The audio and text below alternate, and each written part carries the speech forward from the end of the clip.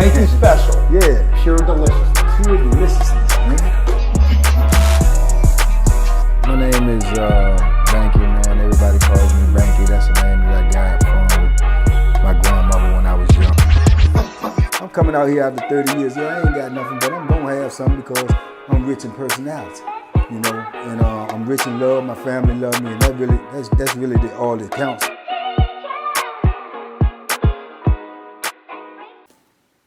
Shout out to everybody out there on Team Banky Pound, man. I appreciate the love, appreciate the support. Up in this gym, man, trying to get this money in, trying to get back right, man. I got a long road, man. Been working so hard for y'all. Oh boy, done fell off, but I'm gonna get it back together. Y'all just give me a second. But anyway, while I was in this gym, man, when everybody went out, so it just made me think about some savage moments, man. And I seen some savage moments in that prison, man, on that weight pal, man. I'm talking about some real savage stuff. And yeah, I wanted to drop one of them on y'all, man, while I was in here and had the time. But it's crazy, man. So everybody who been liking my videos, man, and commenting and stuff, y'all comment and let me know so I read the stuff so I know what y'all want, I know what y'all need, and I can give it to y'all. And I want y'all to give it back to the youth, man. Give it back to the people who need it. Positive energy, you feel me? So anyway, man, that weight pal, man. Everywhere I've been with that weight pal, it's been vicious, you know, because it's always gonna be dangerous to be on that weight pal. It's always gonna be super dangerous, you know, because you never know what might happen. If you got an altercation with somebody, you gotta think you out there with all of this crazy stuff. You out here with all of this hard steel, the concrete, and it's easy for somebody to hurt you and hurt you, you know, beyond repair. So I can remember one time, I think I was on Nottaway. I think I was on Nottaway. But it had this dude, man, named Mook.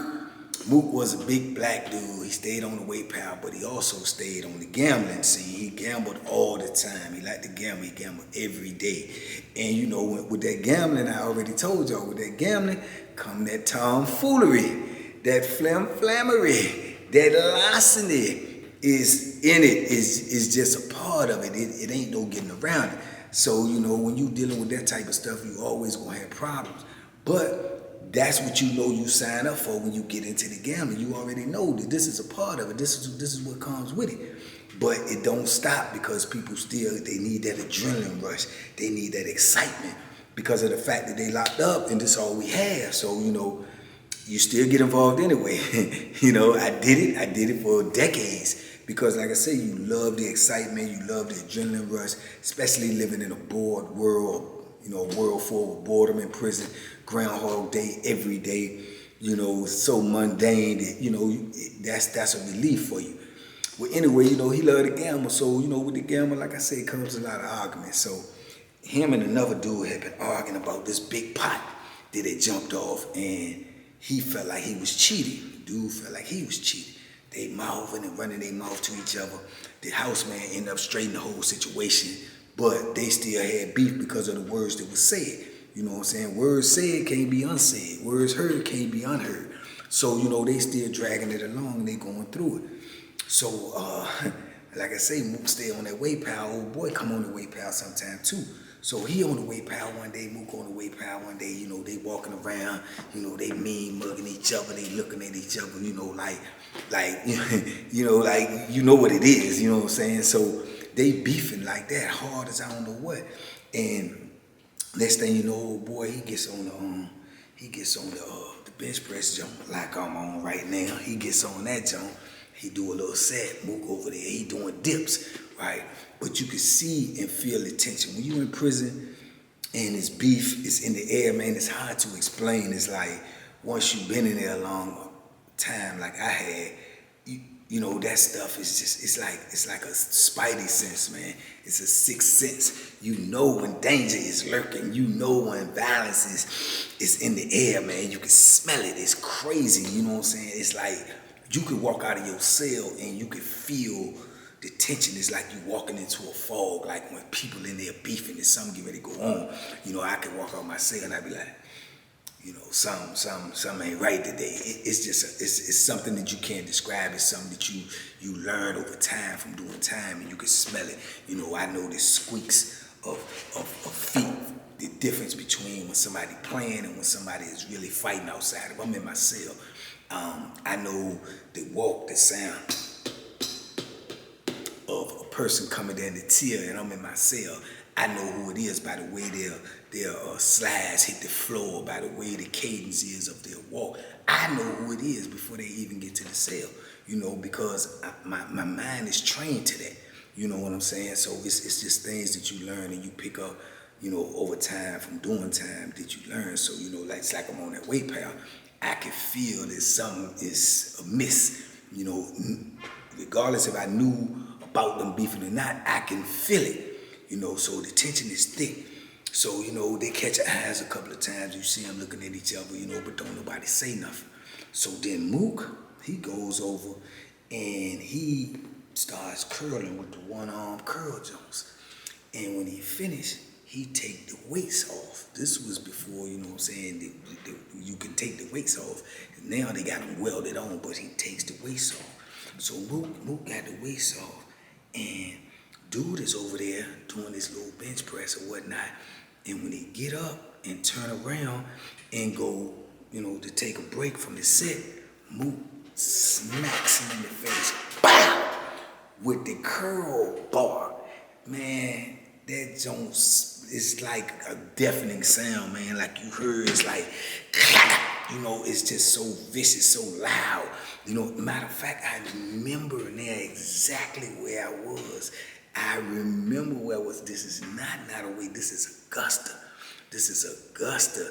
You understand, when they had sent me back, because I went back to Augusta, but I was only there for a minute, because I wasn't supposed to be there for things that happened, back in the 80s.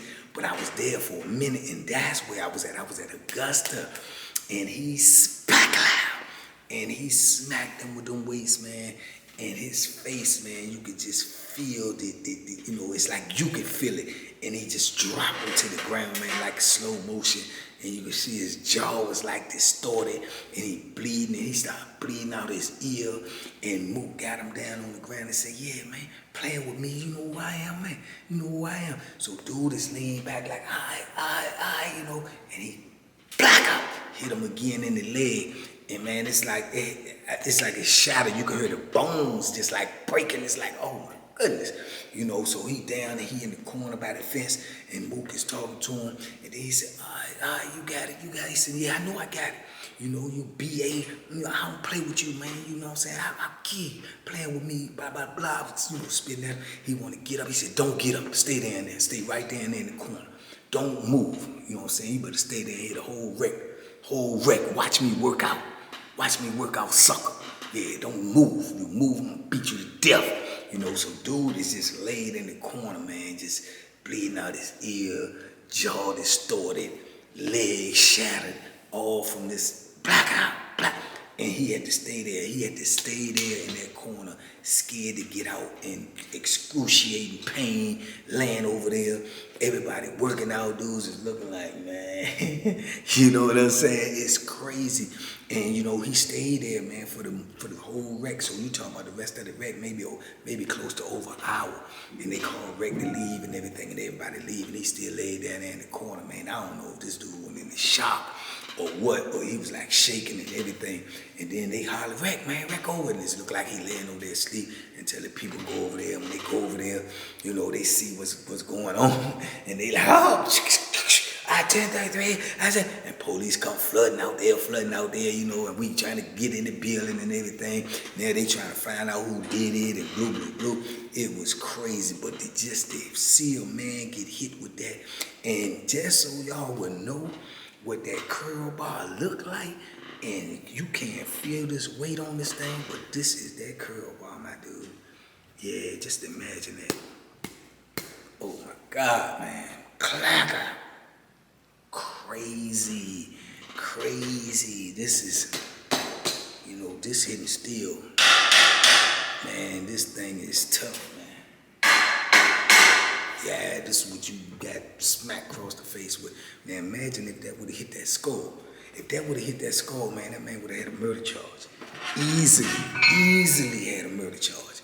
You understand me? But that's the viciousness in that penitentiary when things get out of pocket. when dudes get to a certain limit, when dudes just snap and they can't take, and it's over a couple of dollars. A couple of dollars, man. And I've seen it many times over, especially on that weight pal, man. I seen dudes get slapped with them 5-pound weights. Them 5-pound weights is number one. Before they start welding them 5-pound weights is number one. Yeah. 5, this ain't number 2. So just imagine a 5 ain't a 5. This is 2-pound weight, man. Dudes will cuff these things in their hand and smack you with them. And heads done been cracked open. Skulls done been fractured. Brain bleeds. Everything messing with that weight pal. And that's why they welded that stuff together, man, because it was just so much viciousness and violence coming from that weight pal, and it didn't stop, man, because like I say, when you in prison, everything is violent, everything is dangerous. It's always danger lurking, man. It's always the possibility that somebody can hurt you beyond repair, that somebody can stop your life, that somebody can make this your last day. So you got to be, you know what I'm saying? And it's crazy. It's crazy paranoia. I know, y'all see my hair. Y'all see this gray all up here that comes from, the things that goes on in your mind the whole time you're in there. The anxiety, you worrying about what you may have to do to somebody else, what somebody else may try to do to you. It's just, it's all day. It's every day. It's 24/7. It's prison. This is the life that you live in. When you sign up for this stuff, man, this is what you're going to have to go through. So, yeah, man, but I have seen that weight pal, man, defeat a lot of cats, man. A lot of cats, and they done got hurt beyond repair. Some dudes ain't gonna never be right no more. They never gonna be fixed because what happened to them on that weight pal. And this is why they closed the place up. This is why they, welded all the weights together. Some prisons took weights off, period. They don't even have them no more because they couldn't afford the lawsuits that was coming behind it. They couldn't afford the medical bills that was coming behind it. Too many people was going to medical. Too many people was getting hurt. You would get dudes that would come over to the weight pal and take weights off the weight pal and go to the yard that they beefing with dudes on the yard and walk them down. Walk them down. Blah! Y'all remember I've told y'all in videos before how I used to take the weight collar. At first, before I was with the sock in the lock, I would take the weight collar and put it in a sock. Well, this is one of the weight collars, and this is a small one. Yeah, this is a small one. So, yeah, you do the math to this. Yeah, one cluck of this. Up. Boom. Yeah, you up out of there, man. And God, thank God, man, ain't nobody never clucked me with that one of them. Yeah, I've told y'all I've got clucked with that lock in the sock, and that did some real damage to you, boy. So getting clucked with one of them, it might have carried me on to the upper room, and I wasn't ready to go. I ain't got no reservations for that joint. I'm not trying to get there till it's time for me to get there. But these are the type of things that goes on, man, when you're talking about that yard and that weight pal. Is vicious out there. Dudes, they have no mercy when it comes to, making their move, because if you make a move like that, you got to understand that, if you unsuccessful or if you slip or if you, make some type of wrong move, somebody might counter your move.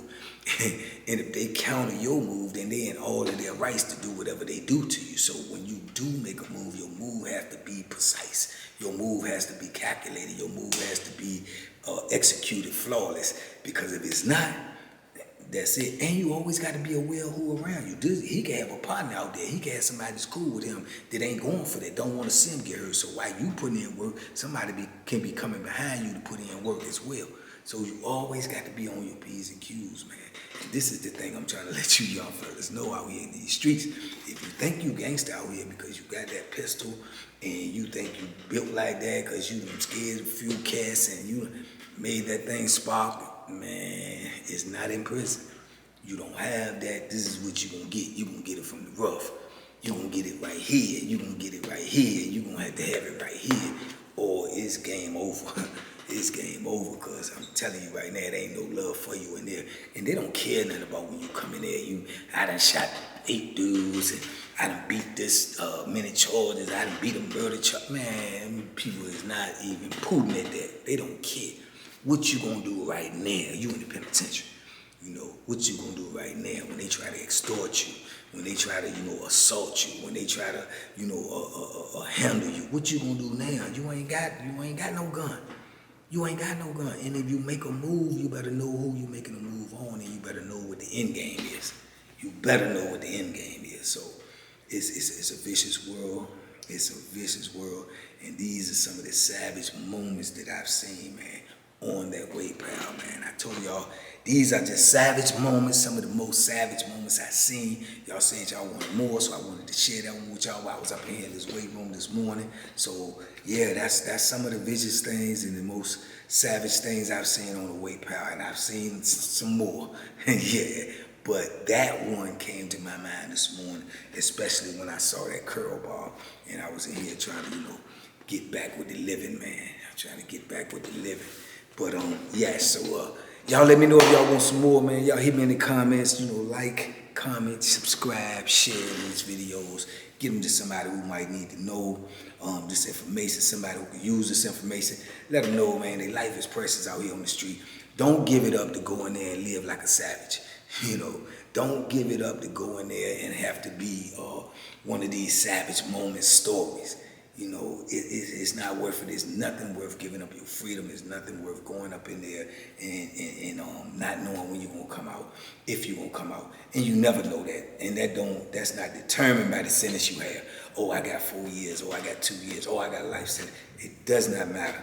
You do not have with that sentence is a guarantee to come out. That is what you do not have with that sentence, a guarantee to come out.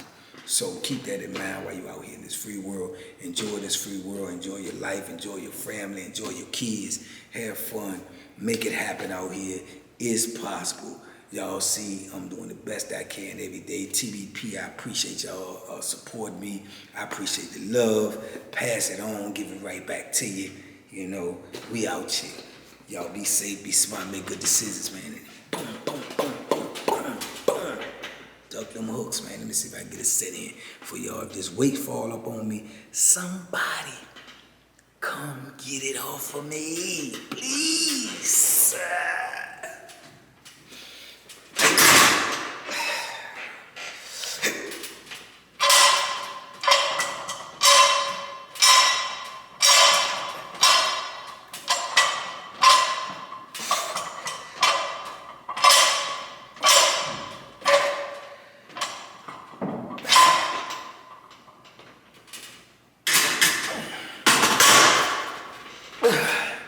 TBP, we out here. Boom, boom, boom, boom.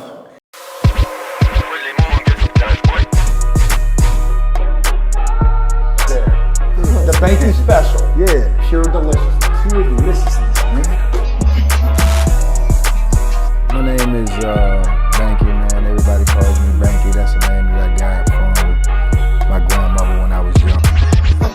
I'm coming out here after 30 years. Yeah, I ain't got nothing, but I'm gonna have something because I'm rich in personality, and I'm rich in love. My family love me, and that's really all that counts.